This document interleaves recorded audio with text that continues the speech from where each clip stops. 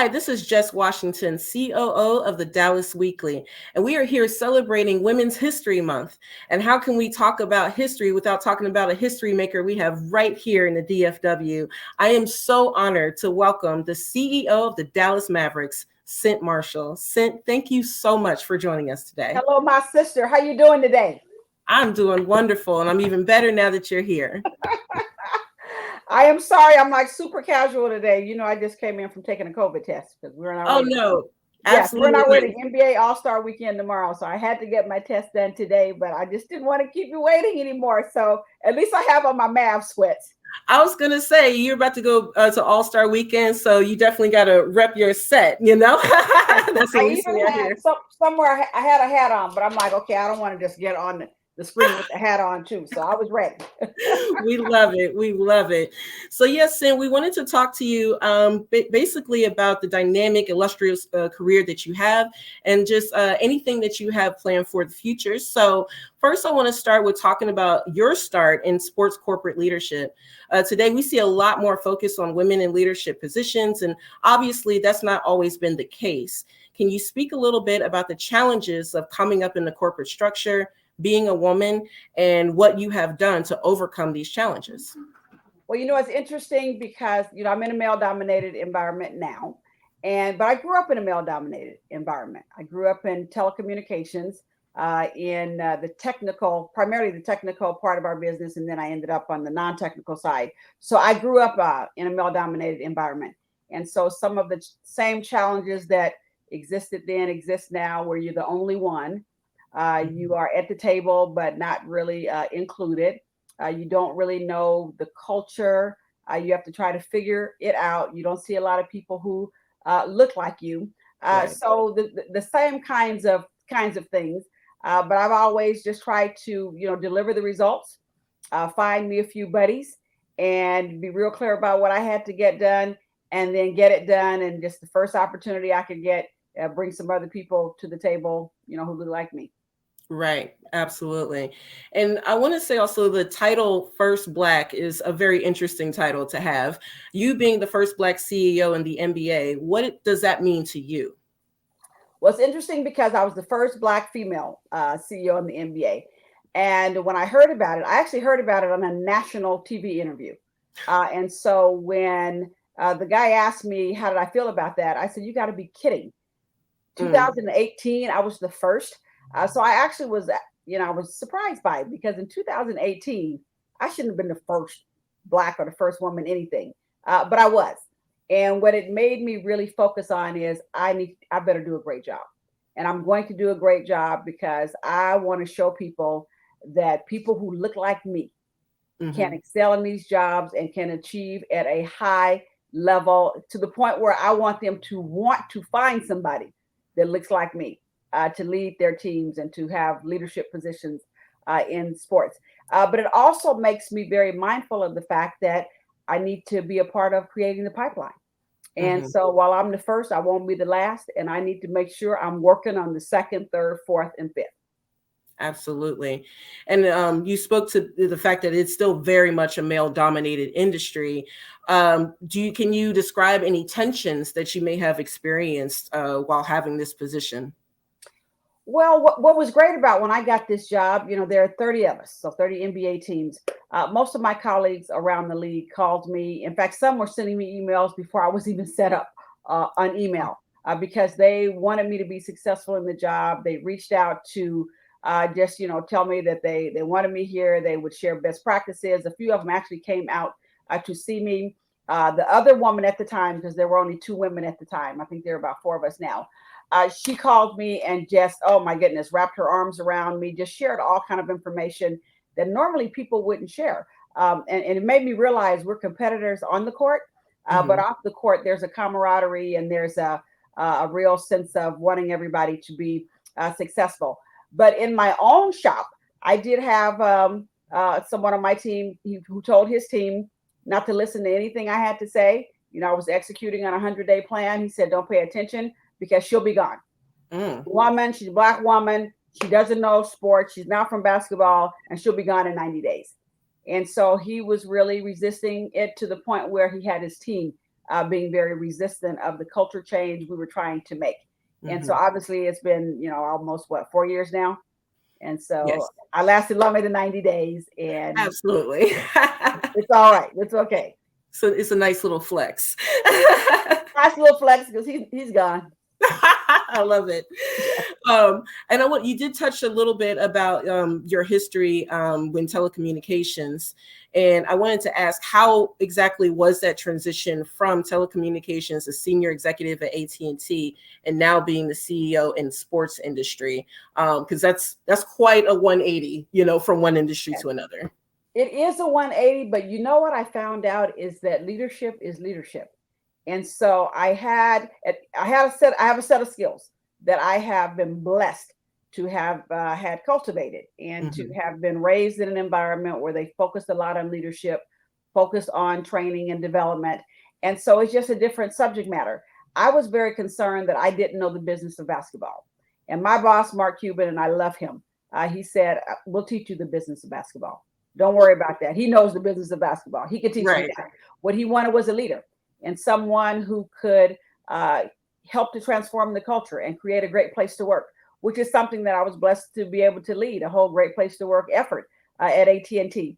And so I think if you have leadership skills, if you know people, if you love people, and I have 3 L's of leadership that I used when I was at AT&T, and I still use it. I believe to be an effective leader, my job is to listen to the people, learn from the people, and love the people. Mm. And if I do those three wherever I go and put a good team together, we'll be successful. If I operate with a set of values, lay out a vision for people, get the right people at the table, diversify the team, all of that, there's just a recipe for being successful in an organization. And so the subject matter, I'm learning it every day. It's fun.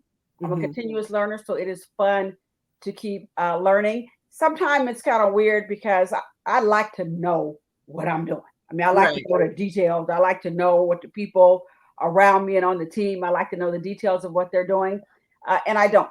So it just makes me have to really, really be strong in my leadership skills and just continue to learn it. And I think that's really a good point to make, though, for all the young women out there who are learning, is that like having that foundation, when you said the 3 L's, if you always go back to that foundation, then you will be successful. So thank you so much for Yeah. sharing that part. And I truly believe that. I truly believe that when you think about your experiences, you've had the education that you have, and whether it be work experiences or life experiences. So all of that together, and you said the word, it creates a foundation. And so you can set on that foundation and do just about anything. Now, Yeah. maybe I'm sure I cannot go and be a surgeon. Okay. And I'm smart enough to know that. I wouldn't go and do that. But there are certain things that there's some skills are transferable, and leadership skills are, and you can take those anywhere. Absolutely. And let's talk a little bit about some of the initiatives that had started once you had joined the Mavericks. I want to talk a little bit about Mavs Off Court. Can you tell us a little bit about what that is, and can these programs help and guide residents in the DFW area? I know that you guys have Adopt a School program, and then Mavs Take Action, the Huddle. Yes, we have what we say is we want to be champions on and off the court. And so Mavs Take Action, that came from us having these courageous conversations internally and externally after the murder of George Floyd. Mhm. We pulled the community together, got about 200 people together, socially distant, uh, in the plaza outside of our arena. And we said, I said, you know what? We had gone through COVID and all that. I said, you know what? We don't know how long we're not going to be playing basketball. So that's when COVID first hit Mhm. and everything kind of shut down. I said, but we are playing the game of life with people. So let's figure out what we can do to really serve the community. So we came up, we just took our community game to a whole new level, right? Then the George Floyd murder happened, and we said, okay, we started having very different conversations. And that led to a big community courageous conversation with the theme Listen, Learn, Unite. And it was okay, unite around what? And we're talking about the whole Black experience and looking at the different systems that undergird systemic racism in this country. And we ended up with something called Mavs Take Action. We said we don't want to talk about it, we want to be about it. We want to take Right. action to address some of these racial disparities and drive some sustainable change, something that's going to last. So it's about 50 initiatives, and it cuts across education, economic, development, getting involved in voting activities, you name it. So one of our Mavs Take Action initiatives is the Huddle, where we get together monthly and have these candid, courageous conversations about things happening in our community.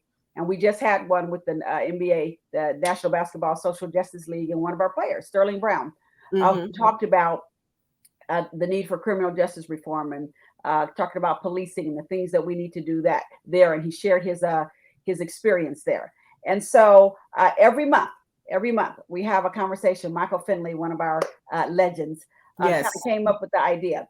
And so we just pulled the community together. We focused on education. We have focused on voting rights. COVID was a big issue, of course, how it disproportionately affects our community. So we had some doctors. We had a panel of doctors to come in and educate us on that early on. So that's the Huddle. So that's our monthly conversation. But then we have Adopt a School, and that's my baby. I mean, Mavs Take Action is my baby. The Lord literally gave me Mavs Take Action in my prayer closet because I was just crying like, Lord, we got to take our platform and do something. And everybody knows the Mavs have a long history of being community partners, even before I got there. So we're just taking it to the next level. But Mavs Take Action is my baby. Adopt a School is my baby. So we have adopted a Dale Turner Elementary School, and literally like coming alongside the principals, the teacher, the whole faculty there, the parents, and we're putting together a whole program around supporting these kids from a technology standpoint, obviously from a sports and health and fitness standpoint. Right. Okay. The libraries, the digital divide, we're trying to close it there. Parent university, just whatever the school needs, they can count on us. Mentors, we're math tutors, English tutors, you name it. Our employees are participating in that. And now other employees from other companies are coming on board saying, we want to be a part of that. We want to be a part of that. So it's just exciting to just say, okay, you know what? These kids are at risk. They're at risk of greatness. They are at risk of being doctors, lawyers, engineers, just whatever they want to be, teachers. And so they can count on the Mavs. So that's awesome. And then I just really loved that how you said like champions on the court, champions off the court. The proof is in the pudding, right? It is. Absolutely. We have to do something. And so it's a $5 million initiative. And I say a minimum of $5 million because we pretty much almost spent that. So a minimum of $5 million, 10,000 volunteer hours, and all these initiatives that cut across all these different systems where we're just trying to make a difference in the community, a bigger difference in the community. Wonderful, wonderful. And as we mentioned before, the sports industry itself, very much male-dominated industry. But I wanted to ask you, what women do you see paving the way for the next generation in the same industry? Well, fortunately, we have some women at the Mavs who are really coming up. As you know, I'm sure from doing your research, there weren't any women in permanent leadership positions when I joined the Mavs. And now my executive leadership team is 50% women and 50% people of color. Nice. And so we have the pipeline. I mean, it looks like that throughout the entire organization. So we have a lot of women who we are pouring into who are actually, I mean, we just had one who left us and went to another team in California. And so we're kind of spreading out, which is great. And then I have colleagues across the NBA. Adam Silver, I'm telling you, he is so focused on increasing the number of female coaches, female referees, people like me, you know, in executive positions. So we're making some progress. Obviously, we still have a lot to do. The work is not done yet, but we're very, very focused on educating, empowering, and uplifting women. And again, like you had mentioned earlier, though, like in the short time that you've been here, 4 years, like you've already created this pipeline, and then you're still growing it for more women to come down the chain. So that's awesome. Yes, and our pipeline is even younger. We started something last year called GYM, Girls Empowered by Mavericks, and it's a program that we have focused on girls ages 9 to 14, because we had 2 women on our team who were athletes growing up, and they were college athletes. Mm-hmm. And they, just based on their own experience, they wanted us to focus on that because that's when a lot of girls drop out. By the time they get 14, they drop out of sports for a variety of reasons. And so we decided we were going to focus on that age group and just try to give them all the tools, you know, help their parents, give them the tools they need in life. So we bring them together And we talk about health, mental health, which is a biggie right now. So that was really important, especially as they were going, starting to isolate during COVID. We just talked to them, and we actually had them together live a couple of months ago. So for the first time, and we had two WNBA players there, one of our female coaches. It was just great to bring them together and to inspire them to think big in the world of sports or outside of sports. And so we're investing in that age group. I'm so excited, especially, of course, we're celebrating Women's History Month. So I'm excited to see that grow, as the years progress. That's so cool. And Cynt, in closing, I wanted to ask, why do you believe that it's important to celebrate women and, as you mentioned before, elevate them to ensure that they have a seat at the table? Well, first of all, I just think women have contributed so much to this country. And so it's good to just stop and think about and read about and talk about all of the things that we have done for this country. Just women run it. I truly believe that kind of we run all of this. Okay. Yes. It all comes together because of us, because just how we always put our hands to good use. And so there are women who have paved the way for us. And I think we should just stop and honor them. And everybody should honor them, not just women, but the men should honor them too. And then it's a time for us to also step back and say, okay, what more has to be done? Because we're not done yet. And to look at the places where we're not represented the way we should be, especially the C-suite is a place that I can look at a lot. We need more women in the C-suite. Why aren't we there? Well, we need to get committed to do that. So what programs do we have in place to mentor and sponsor? And honestly, many are already ready. Let's create the place for them. What about our, female entrepreneurs? What are we doing to make sure their businesses grow? We are very focused on minority and women-owned businesses at the Mavs. We just put a stake in the ground and said 50% of our purchasing spend needs to be with minority and women-owned businesses. So we're doing a lot there. So I think it's a time for us to step back and reflect and say, okay, what more are we going to do for women and girls in this country and in our own little spaces? Because we all have our little spaces. What can we do to advance the cause for women? So it's a time to reflect, but then it's also a time to recommit and make some things happen for women and girls. Absolutely. Couldn't have said it better myself. Well, Cynt, I cannot thank you enough for taking the time to talk to Dallas Weekly. Thank you for being a beacon of visibility and hope to all the young women out there, and even women myself who aren't so young, but you're still so inspirational. You are young, sister. You are young with those babies too. I love it. I love it. I'm proud of you. I'm so proud of you. You keep representing, keep doing what you're doing. You make us so, so, so very proud, and don't underestimate the model that you are for your children, your son and your daughter. Thank you so much. I won't let you down. I promise. I know you won't. All right, Cynt, you have a wonderful evening. Thank you again for your time, and we will be talking soon. I guarantee you. Thank you, sister. Bye-bye.